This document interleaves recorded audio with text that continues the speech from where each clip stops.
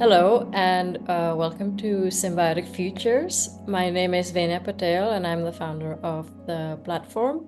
And it's a knowledge sharing platform where we are interested in exploring human and non-human relationships and also human and non-human and non-human. So anything to do with relationships in this world. And today I have the pleasure to speak with Marjolein, if I've said that correctly. Can you please introduce yourself? Yeah, well, thank you so much, Venya. Thank you so much for having me tonight. I'm Marjolein Pijnappels. I go by the name Futures Ecologist because I try to explore future scenarios with groups of people, with organizations, with kids as well. And we try to imagine the future as we want the future to be. And I base that on ecological insights because of my background as an ecologist. So I use ecological lens and a relational view to reimagine the futures.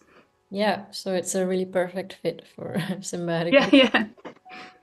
I have some questions for you, so let's just dive right in. My first question to you is, so can you describe your vision of the future and what values drive this vision?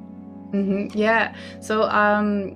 My vision of the future, it's always influenced by the workshops I do and ideas of other people that I encounter.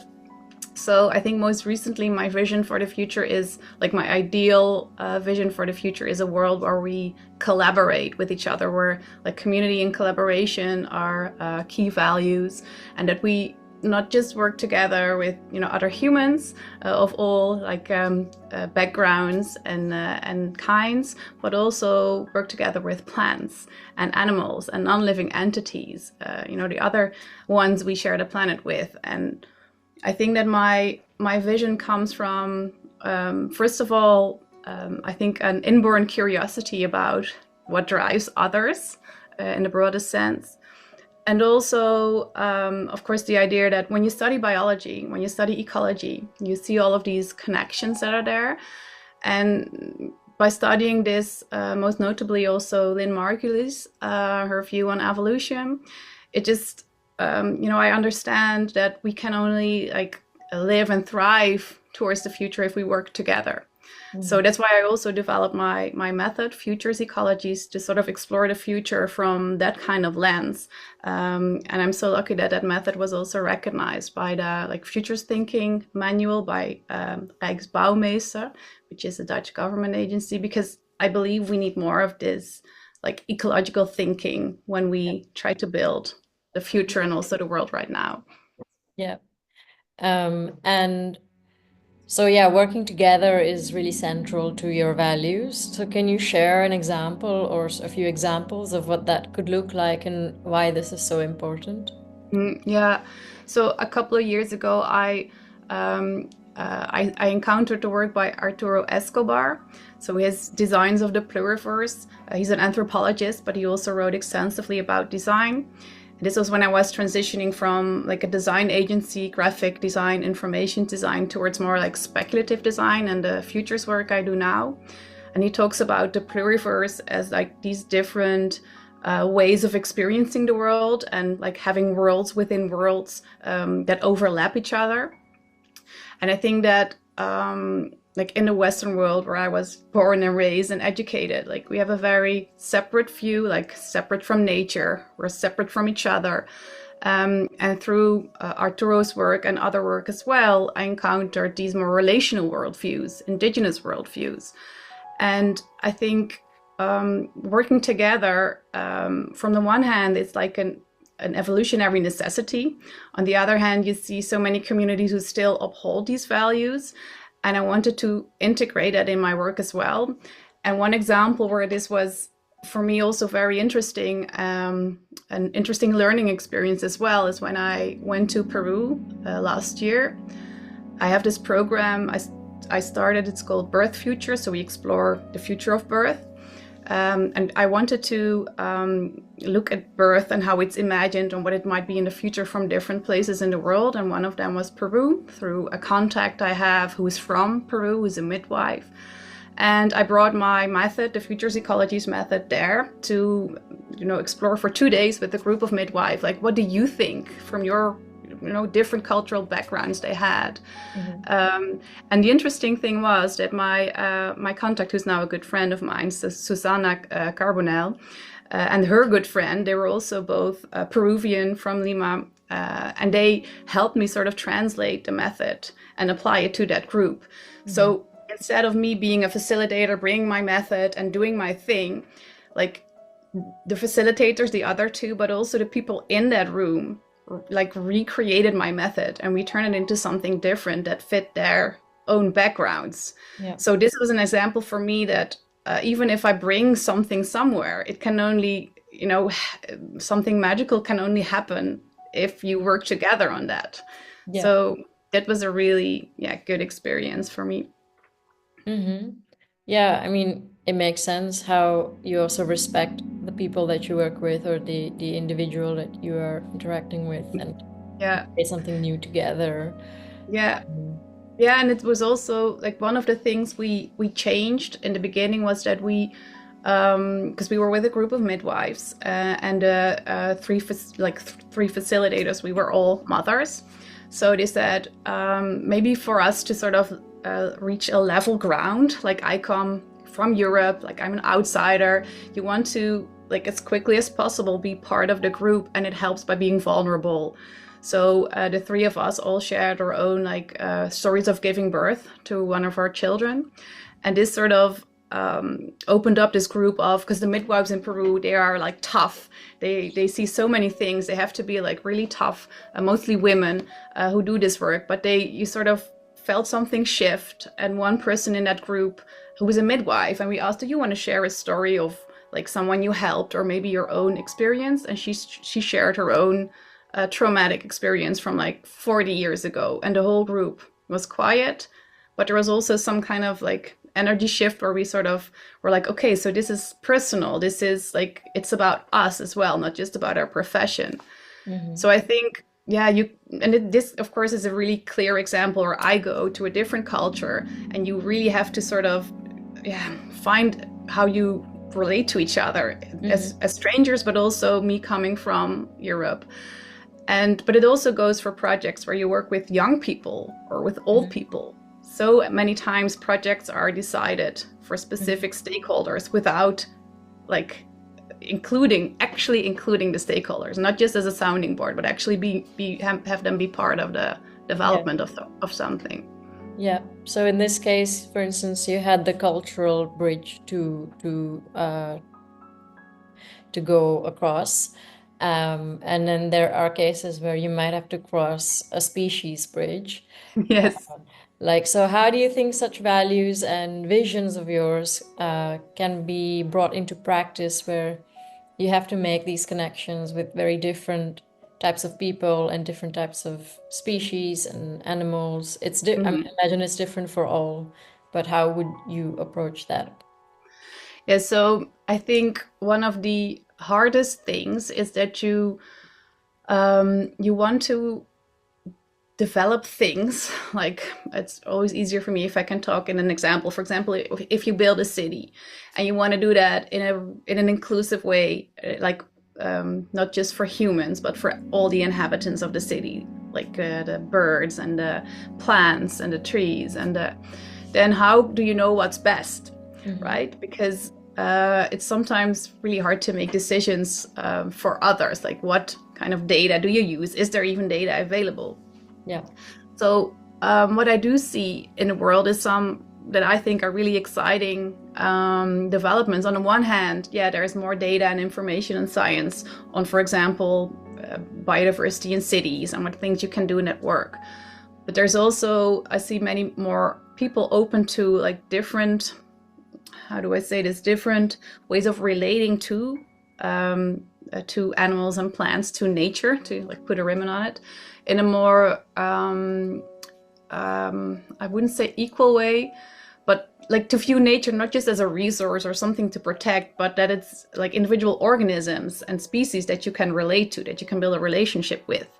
Like in for example, it doesn't just it's not just about animals and plants, but also about rivers and mountains. And I'm sure you've read about the Mount Taranaki, who finally gained like legal rights in New Zealand. The local people there, they have been working on that for decades. The iwi, it's a Maori tribe, and they didn't have any like tools at hand to protect the mountain, which they consider an ancestor. So that's like a personal relation to them. And now they have like the mountain has personal rights. The iwi as guardians can represent the mountain in court, for example. So the iwi can like fight back on mining or on forest cutting or whatever is threatening the mountain, and they can act on behalf of the mountain. But this is something I've heard about years ago, but now recently in the Netherlands, you see this as well. Like you see practical experiments, for example, at the waterboard near where I live. It's called the waterboard de Dommel. The Dommel is a river, and they want to be more sustainable in their water management, regenerative even. Like that's even a step further beyond sustainability. So they set a seat apart in the meetings, like the government meetings of that entity, and they have an empty chair. And if anyone wants to represent the river, they can take a seat there, and they can speak on behalf of the river.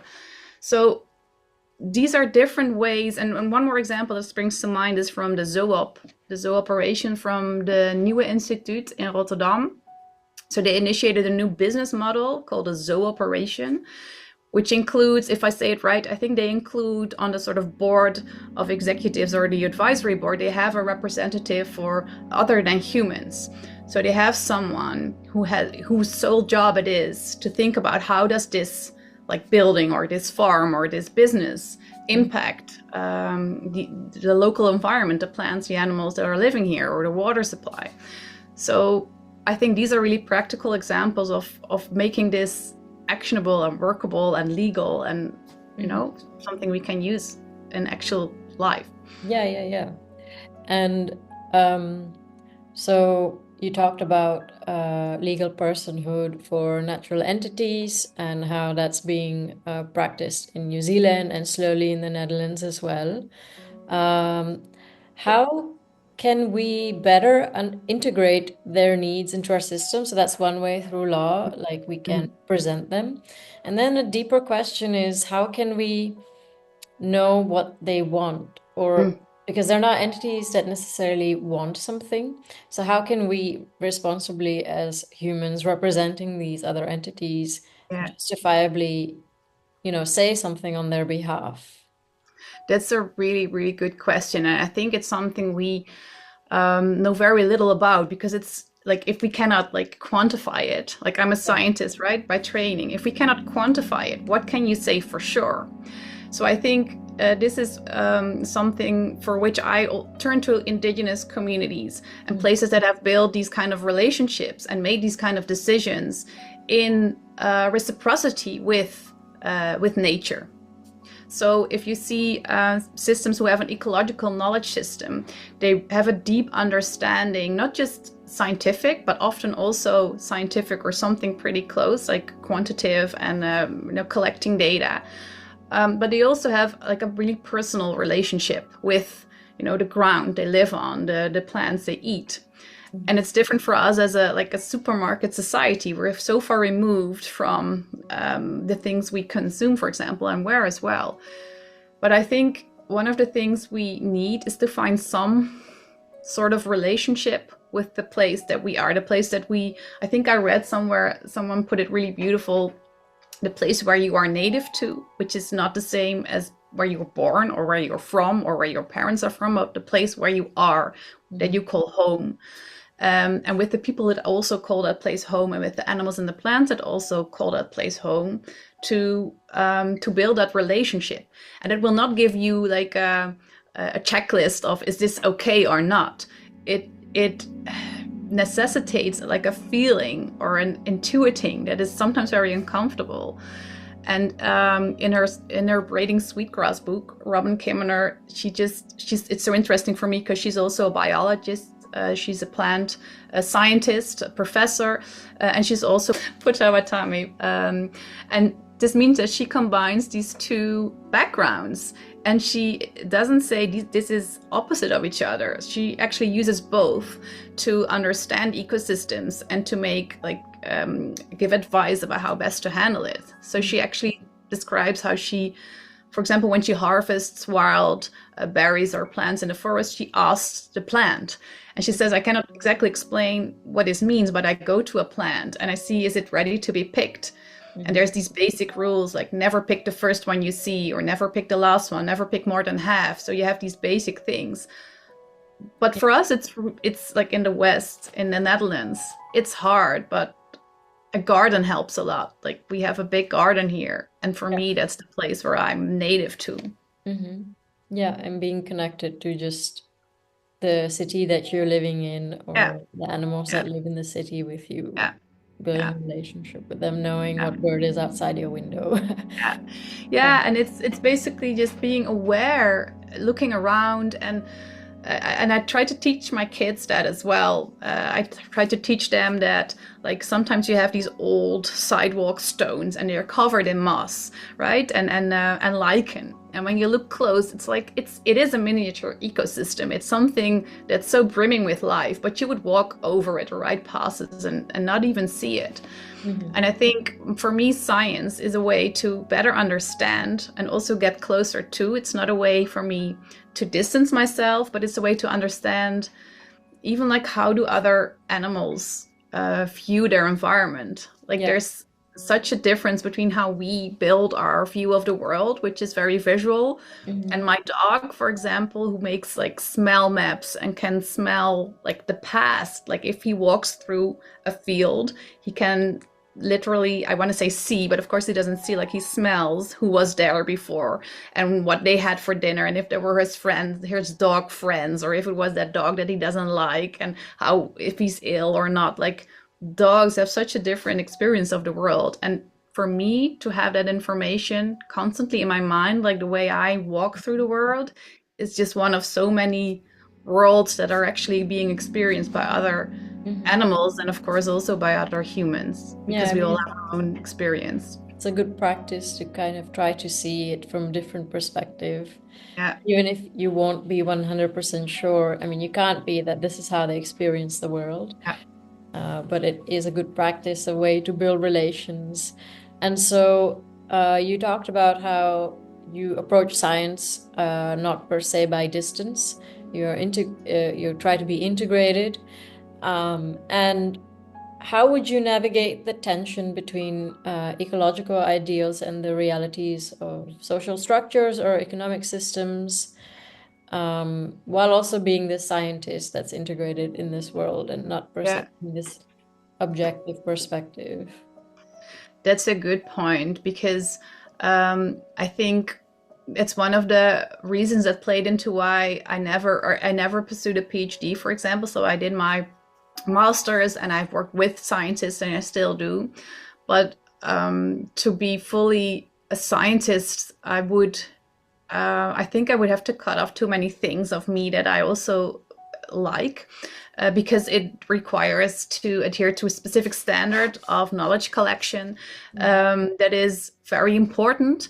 But I also always want to keep space for all of these other ways of collecting information and knowledge about the world around you. And what I find, and this I think is one of the things that I find hardest, is when you move beyond science and still want to value the science and also tell that story about how science is important. It is very hard, because it's a danger of having these conversations like, oh yeah, science is just another opinion. I worked in climate change research for a couple of years, and we had to deal with so many climate skeptics because there's this one study that disproves something, and that's how science works. Like, you always build on knowledge, and it doesn't mean that something isn't true. It's just that more evidence is collected. Yeah. And then also when you try with or within science to make space for indigenous knowledge systems or for ways of sensing and feeling that cannot be quantified, it's really hard because it's speculating. So I think for me, my method is speculating. My method is storytelling. I never say this is the truth. also because of this like pluriversal worldview that I embrace, I do not think there is like one universal experience of the world. And it doesn't mean, how do I say this in the right way? It doesn't mean that science cannot uncover truth about the world. It's just that when you separate the science from the natural world and from the other ways of sensing, it's just not the complete story.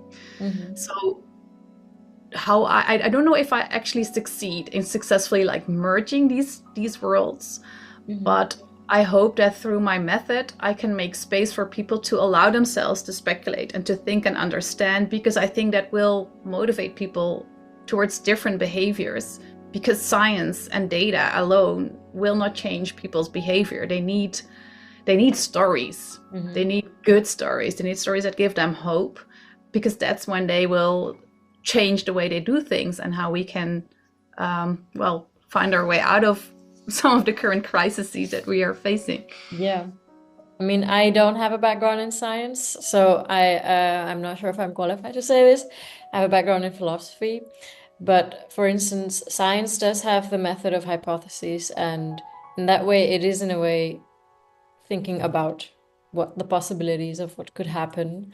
And you take a more speculative approach, which is more based on stories.